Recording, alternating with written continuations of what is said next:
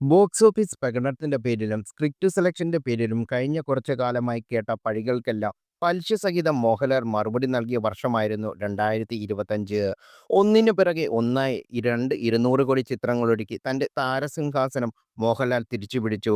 പിന്നാലെയെത്തി ഹൃദയപൂർവ്വം വൻ collection സ്വന്തമാക്കിയതോടെ box ഓഫീസിൽ രാജാവ് താൻ തന്നെയാണെന്ന് അദ്ദേഹം തെളിയിച്ചു. മലയാളത്തിൽ ഏറ്റവും വലിയ നടനും താരവും താൻ തന്നെയാണെന്ന് തെളിയിച്ച മോഹൻലാലിന്റെ ലൈനപ്പുകളെക്കുറിച്ച് പലതരത്തിലുള്ള റിപ്പോർട്ടുകൾ സോഷ്യൽ മീഡിയയിൽ പ്രചരിച്ചിരുന്നു. മലയാളത്തിനൊപ്പം തമിഴിലും മോഹൻലാൽ ചില പ്രോജക്റ്റുകൾ ചെയ്യുന്നു എന്നായിരുന്നു റിപ്പോർട്ടുകൾ. ടി.ജെ. ജാനവേൽ സംവിധാനം ചെയ്യുന്ന ചിത്രമായിരുന്നു അതിൽ ഉയർന്നു കേട്ടത്.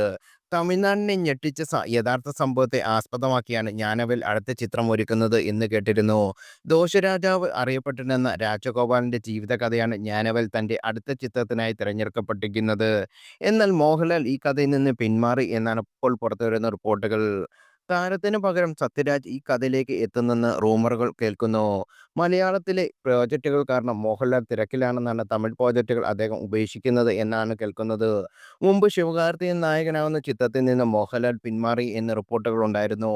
തമിഴ്നാട് മുഴുവൻ വ്യാപിച്ചു കിടക്കുന്ന ശരവണ ഭവൻ ഹോട്ടൽ ചെയിന്റെ ഉടമയായിരുന്നു രാജഗോപാൽ. ജോൾസിന്റെ വാക്ക് കേട്ട് മറ്റൊരു വിവാഹം കഴിക്കാൻ തീരുമാനിക്കുകയും അതിനുവേണ്ടി തന്റെ മാനേജറെ കൊലപ്പെടുത്തുകയും ചെയ്തിരുന്നു രാജഗോപാൽ.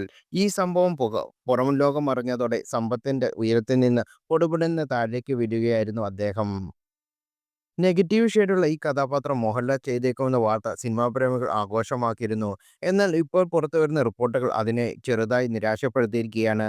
വേട്ടയാന് ശേഷം ടി.ജെ. ജ്ഞാനവേൽ ഒരുക്കുന്ന പ്രോജക്റ്റാണിത്. അടുത്ത വർഷം ചിത്രത്തിന്റെ ഷൂട്ടിംഗ് ആരംഭിക്കുമെന്ന് കരുതുന്നു.